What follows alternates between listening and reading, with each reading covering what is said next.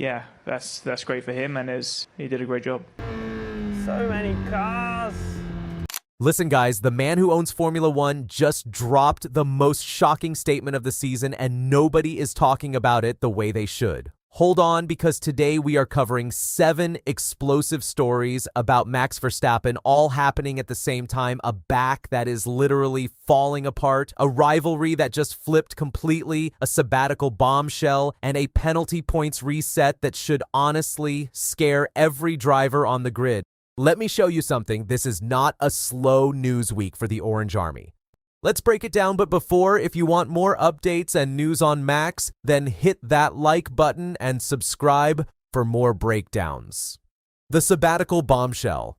So let's start with the statement that genuinely stopped me mid-scroll. Max sat down with the Telegraph and somebody actually asked him about taking a sabbatical, stepping away for a year or two and coming back later. And Max just destroyed that question immediately. He said, "No, not a sabbatical. I am not that sort of person. If I stop completely." Now, guys, think about what he just said. He is not leaving the door open even a little bit. There is no maybe someday or let me think about it. It is either full commitment or he walks away forever. Honestly, that is the most Max Verstappen answer possible, and I respect it massively. So if you were hoping he takes a break and comes back refreshed, forget it. It is all or nothing with this guy, and personally, that mentality is exactly why he has 4 championships. Max admits his back is falling apart. Now, this one genuinely surprised me because while Max is saying he is fully committed, his own body is sending a very different message. He told Dutch media, and I am not exaggerating here, "My whole back is falling apart and my feet always hurt."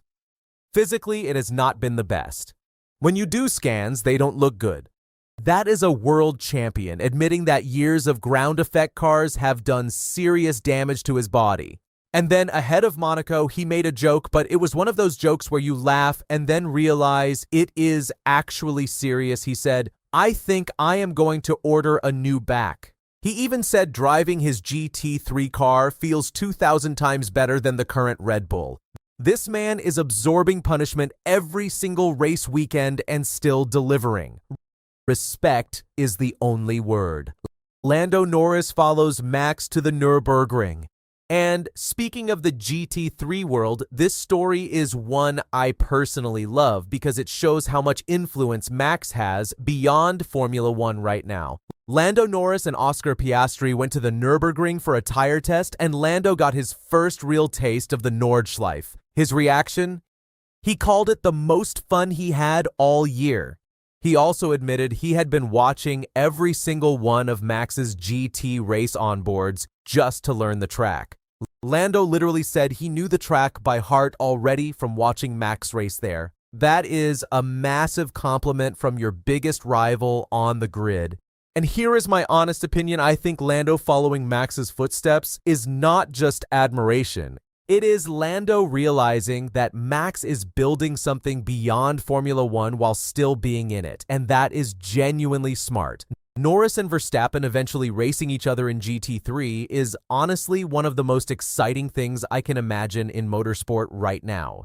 0 penalty points and the aggressive midfield Max debate. All right, now we move into something that should genuinely concern every midfield driver on the 2026 grid. Max Verstappen heading into Monaco has 0 penalty points on his license. 0. His last 3 points from the 2025 Spanish Grand Prix just expired on June 1st, and now he is completely clean. But here's the thing, last year Max was at 11 penalty points after that famous collision with Russell in Barcelona. 1 more point and he would have been sitting out a race. He was on the absolute edge. Now he has a completely clean slate, and the FIA changed their 2026 stewarding guidelines, meaning incidents need to be intentional to even earn penalty points. Carlos Sainz already called Max out in Miami saying, "He pushed me off. He thinks he can do whatever he wants because he is racing in the midfield." So the question is a fully unleashed 0 penalty points midfield Max more dangerous than championship fighting Max? Personally, I think the answer is absolutely yes.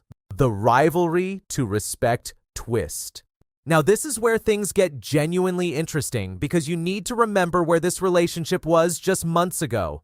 Max publicly said he lost all respect for George Russell after their 2025 battles. Russell called Max a track bully, and both were not even speaking heading into this season.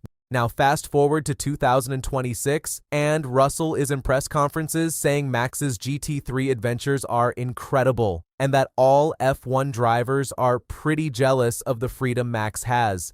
He even said, and this is the quote that hit different for me, "You have that right when you win 4 world championships, and we are all here fighting to win our first. Maybe after 4 championships under our belts, we will be able to do the same."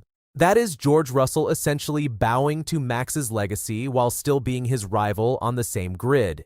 And honestly, I never expected to see this moment so soon after everything that happened between them last season. Never say never, the team up. Nobody saw coming. But now here is where it gets really spicy because the media asked Russell a very direct question. If Max ends up at Mercedes in 2027, would you be okay having him as your F1 teammate? And Russell said, never say never. The same guy who called Max a track bully just 1 season ago is now not closing that door. And this is not just a random rumor because Max's father, Jos, was literally spotted having a private conversation with Toto Wolff in the Mercedes hospitality in Montreal, which reignited everything instantly. My honest opinion, putting Max and Russell in the same garage after everything that happened would be the most explosive teammate situation Formula One has seen in years. Even more than Hamilton and Rosberg. What happens next? So to wrap it up, Max has shut down the sabbatical talk completely. His body is taking real damage, but his mindset is unbreakable. Lando is following his footsteps to the Nordschleife. He enters Monaco with 0 penalty points and relaxed FIA rules making him genuinely scary. Russell went from calling him a bully to openly admiring him and then dropped the never say never bombshell. And on top of all this, Red Bull still have that bumpy car problem heading into Monaco, which could make this weekend very painful for Max. My honest opinion, Max Verstappen in 2026 is actually more interesting than Max Verstappen winning every race in 2023 because right now you are watching a champion fight with everything against him. Now, I want to know what you think, Orange Army. If George Russell actually joined Max at the Nürburgring one day, would that be the greatest motorsport team up? Drop your answer in the comments because this one I genuinely want to hear.